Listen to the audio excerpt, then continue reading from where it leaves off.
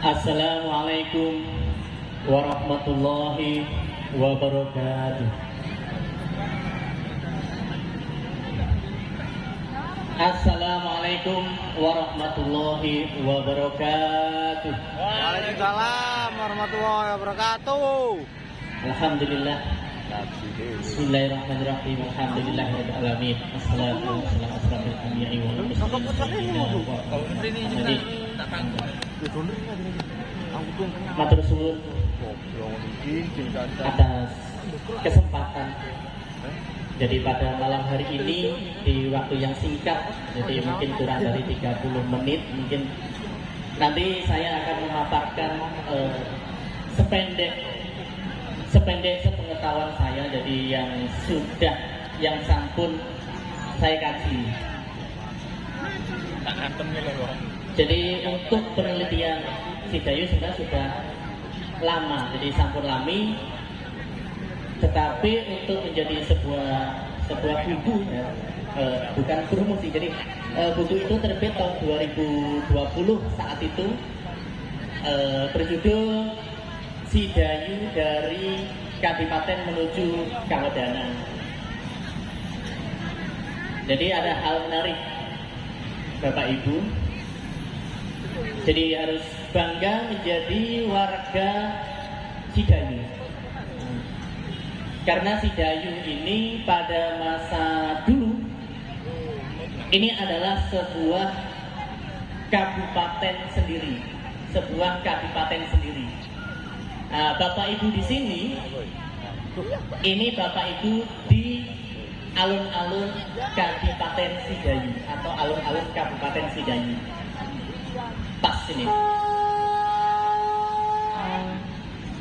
Alun-alun itu sendiri juga sebagai jejak sejarah yang masih lestari sampai sekarang. Nah, kalau Bapak Ibu atau saudara-saudara bertanya, kalau ini alun-alunnya terus pendoponya itu dulu ada di mana? Pendopo kabupatennya. Nah, jadi saya tunjukkan berdasarkan riset. Jadi pendopo bupati itu dulu ada di sebelah utara sini. Sekarang itu menjadi SDM, sekarang menjadi Koramil, dari pojok sana, Gapuro sampai pojok belakang, lurus ke utara sekitar sampai 500 meter, itu adalah pendopo dari Kabupaten Sidayu. Jadi pendoponya menghadap ke selatan. Nah, tepat di tengah-tengah, jadi ini. Jadi pendopo Kabupaten Sidayu itu ada di sisi utara.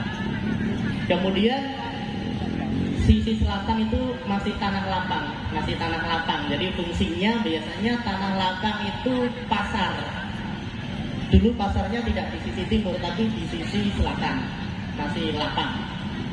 Sisi timur itu dulu ada kantor asisten residen. Asisten residen itu pejabat kolonial. Sama di pojok situ ada kantor distrik. Sedangkan masjid kabupaten, jadi masjid kabupaten, kalau yang hasil penelitian saya, awalnya tidak dibangun di sana, tetapi dibangun tepat di sebelah barat alun-alun. Awalnya di situ. Kemudian masjid itu agak digeser ke utara. Jadi itu pembangunan era baru. Karena mengapa? Struktur batu batanya masih jelas, itu bangunan baru, bukan bangunan ketika Kadipaten awal ini berdiri. Nah, jadi sudah mengalami perubahan. Jadi hal menarik, jadi kebetulan rumah saya di Kisik Bunga gitu. Awal saya meneliti, saya berharap bahwa rumah tempat tinggal saya di Kisik Bunga itu masuk Kabupaten Sidayu. Itu ada kebanggaan. Tetapi setelah meneliti, itu timbul kekecewaan pada diri saya. Ternyata Bunga itu tidak ikut Kabupaten Sidayu. Bunga itu ikut Kabupaten Gresik. Nah, saat itu agak bimbang. Saya lanjutkan atau tidak penelitiannya, karena saya tidak bagian dari Sidayu ternyata. Padahal saya berharap menjadi bagian Sidayu. Nah, setelah lama berpikir, akhirnya saya harus objektif. Riset harus tetap berlanjut meskipun tempat tinggal saya ternyata bukan bagian dari Kabupaten Sidayu. Maka itu tetap saya lanjutkan. Batas antara Kabupaten Gresik dengan Kabupaten Sidayu itu adalah Sungai Ngawen. Itu batasnya. Dulu Sungai Ngawen tidak kecil seperti itu. Sungai Ngawen itu lebarnya bisa 4 kali lipat dari sekarang. Ngawen itu sendiri dari akronim Bengawan. Jadi Bengawan Solo itu bercabang dari Padang Bandung. Kalau ke selatan menuju yang sekarang, kalau yang ke utara menuju ke Sungai Ngawen. Ngawen itu akronim dari Bengawan, Ngawan. Artinya ya sungai. Tetapi karena era kolonial, sungai di Padang Bandung itu dibendung sehingga airnya menyusut, sehingga menjadi kecil. Itu latar belakang. Tetapi itu tetap saya lanjutkan riset gitu ya. Dan pertanyaan demi pertanyaan terus muncul. Yang betul itu Sidayu apa Sedayu? Itu masalah simpel tetapi risetnya butuh jelimet. Yang betul Sidayu pakai I atau Sedayu pakai E. Mungkin bagi orang sepele tapi bagi saya itu kajian yang luar biasa. Itu titik pangkal. Maka untuk melacaknya mau tidak mau harus membaca prasasti. Nah, percuma kalau berdebat karena ada sumber tekstual pada tahun 1487 sebuah prasasti lempeng tembaga sekarang disimpan di Museum Jakarta. Saya harus baca langsung aksaranya. Nah, ternyata di situ tertulis yang betul itu adalah si pakai I. Nah, itu sudah ditulis pada era Majapahit 1487 sebelum 2 tahun sebelum Raja Hayam Wuruk meninggal atau wafat. Jadi ada di prasasti Karangbogem 1387 nama Sidayu itu sudah disebut atau ditulis sebagai daerah yang makmur. Nah, cuma saat itu pusat kabupatennya itu tidak di Sidayu sini tapi ada di Sidayu Lawas. Wilayah Sidayu itu membentang mulai dari perbatasan Tuban sampai Selat Madura. Itulah wilayah Kabupaten Sidayu. Tetapi pada era Majapahit, Demak, Pajang sampai nanti Mataram sebelum Pakubuwono itu pusat pendoponya ada di Sidayu Lawas, Brondong.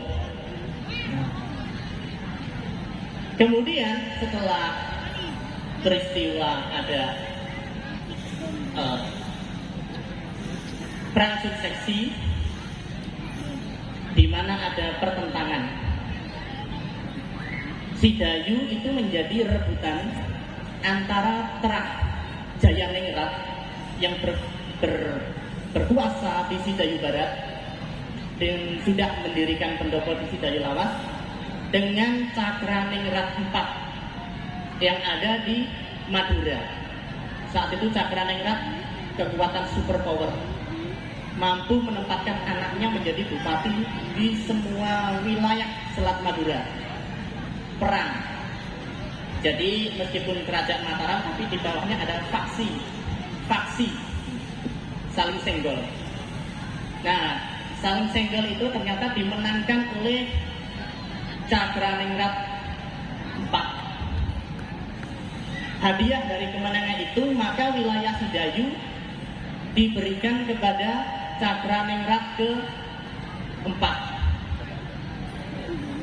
Nah, oleh Cakraningrat ke-4 wilayah Sidayu ini diberikan ke anaknya. Jadi anaknya dijadikan bupati pertama yang ada di sini, yang ada di Sidayu sini. Namanya Suro Adiningrat. Jadi Suro Adiningrat itu adalah anak dari Cakraningrat ke-4. Jadi kalau dirunut, bupati-bupati Sidayu sejak awal sampai akhir Kanjeng Badrun itu adalah Trah Madura. Nah, apa buktinya kalau Kabupaten Sidayu itu mulai bupati awal sampai terakhir itu Trah Madura? Sangat banyak sekali buktinya di sini. Kalau ada yang tanya, loh mana orang Madura di sini? Gitu. Ya sudah, ini sudah pergi seiring dengan pergantian kekuasaan. Tetapi jejaknya sangat banyak kita bisa menemukan Trah Madura di sini. Gitu. Trah Madura itu dari garis ayah, tetapi dari garis ibu merujuk ke Mataram. Tetapi karena yang jadi bupati itu laki-laki, maka trahnya itu pasti di Trah Cakraningrat. Itu pasti. Nah, itulah salah satu alasan mengapa pusat Kabupaten Sidayu itu ditaruh di sini. Tidak lain tidak bukan ya karena faktor Cakraningrat itu. Nah, dulu sebelum 100 tahun yang lalu, sebelah timur alun-alun lapangan ini itu laut. Sebelah timur kita itu laut, batasnya kalau Bapak Ibu keliling sini itu di sebelah sini ada paving. Ada paving miring. Nah, paving yang jalannya agak miring. Itu sebelah sana itu laut. Sebelah sini baru darat. Jadi pendopo ini posisinya ada di tepi pantai. Mungkin kalau anak sekarang diceritain ya gak percaya ya. Tapi dokumen fakta peta lama itu menunjukkan jelas bahwa timur alun-alun itu laut. Mengapa pusat pendopo ditaruh di sini? Ya supaya dekat dengan bapaknya. Bapaknya kan penguasa Cakraningrat keempat, anaknya jadi Bupati Sidayu. Di sini biar dekat. Karena musuh itu antar bupati itu saling sikut itu biasa. Dengan posisi dekat dengan Trah Cakraningrat keluarga, maka kalau ada serangan dari manapun, saat itu masih zaman perang ya, zaman perang kalau biasa. Maka segala bantuan itu akan cepat datang dari bapaknya sendiri yang punya pasukan tangguh di Madura, kemudian dari Gresik, dari Pasuruan, Bangil, Probolinggo, Situbondo, Bangkalan, Sumenep itu Trah Cakraningrat semua. Nah ini yang harus dipahami juga. Bahkan di belakang Masjid Kanjeng Sepuh itu kalau kita baca prasastinya, mungkin ada yang sedang baca ya, tertulis jelas Suro Adeningrat lahir di negeri Medunten, anak dari Patih Medunten. Itu jelas Medunten itu Madura. Tertulis jelas di belakang masjid di nisannya.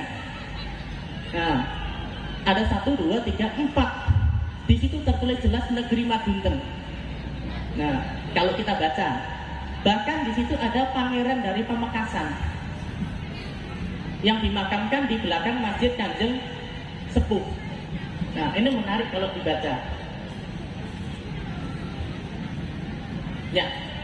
Nah, seiring dengan situ, maka pergantian bupati itu memang yang sebenarnya bupatinya tidak hanya Kanjeng Sepuh. Saya hitung ada 10 bupati yang bertugas di Kabupaten Sidayu. Memang yang tersohor itu adalah Kanjeng Sepuh. Mengapa? Karena beliau memerintah paling lama memerintahnya, 37 tahun, luwih Soeharto itu. Sehingga mulai buyut, mbah cucu akan mengingat Kanjeng Sepuh. Mengapa beliau dikenang? Ya karena memerintah paling lama.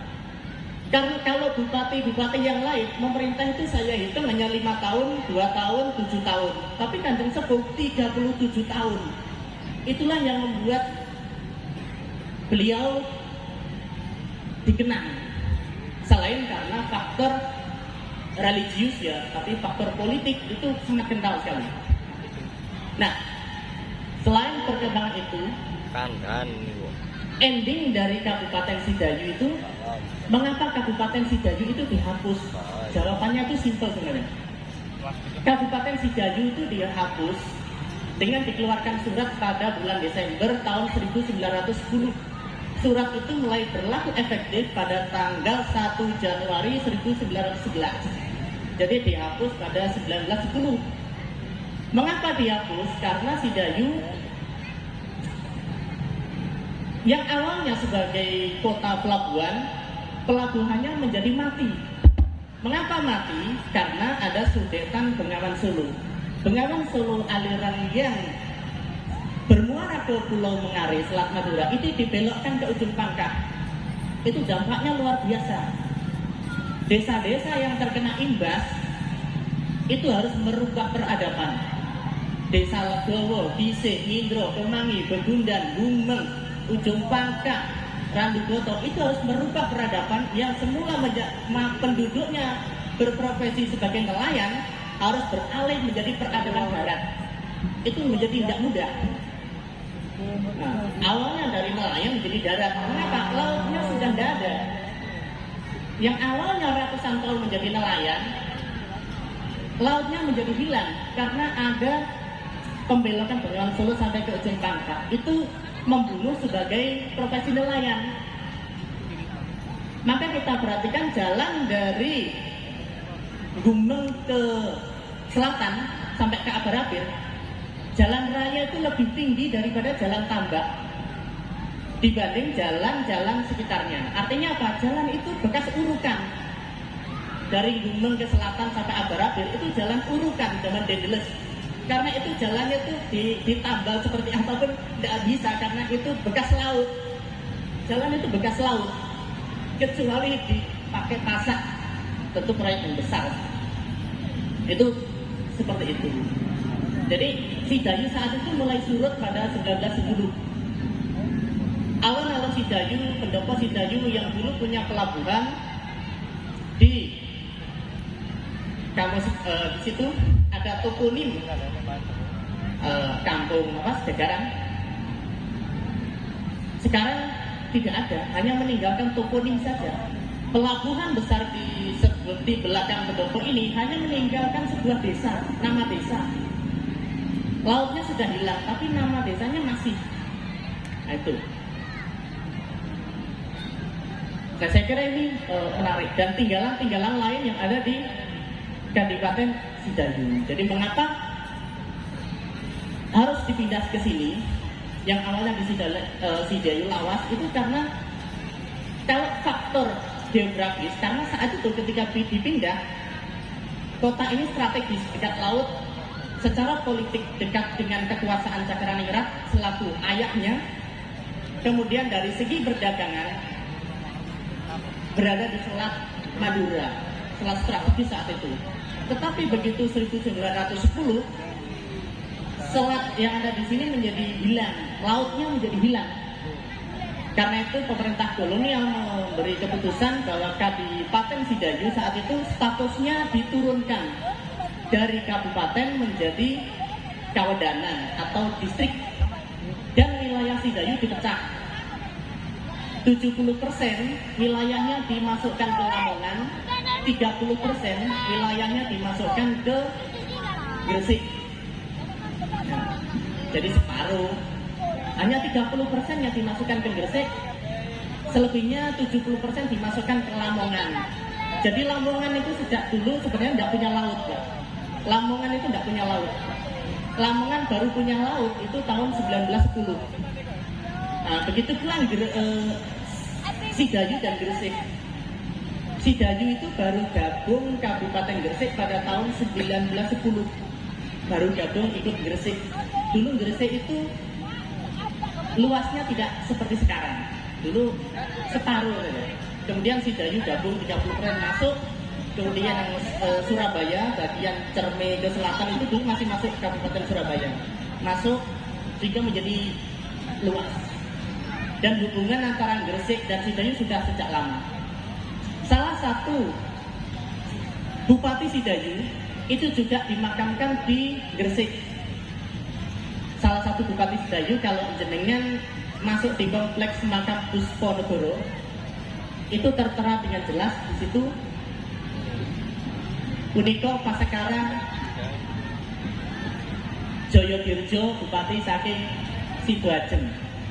Artinya itu adalah makam dari Bupati Sidayu yang bernama Joyodirjo. Begitu pula di komplek belakang Masjid Kanjeng Sepuh juga ada Bupati Gresik yang dimakamkan di belakang Masjid Kanjeng Sepuh. Beliau Raden Adipati Suryo Winoto yang pertama. Jadi ada Suryo Winoto kedua yang memakamkan di Giri Ketaton yang ada Kanjeng Gersik. Nah, mungkin itu yang bisa saya sampaikan sebagai pengantar ya, dari segi politik, ekonomi dan sosial. Nanti dari segi budaya bisa dilanjutkan. Tapi barangkali ini Pak Iko ya, menurut penyelidikan jenengan, penelitian, penelusuran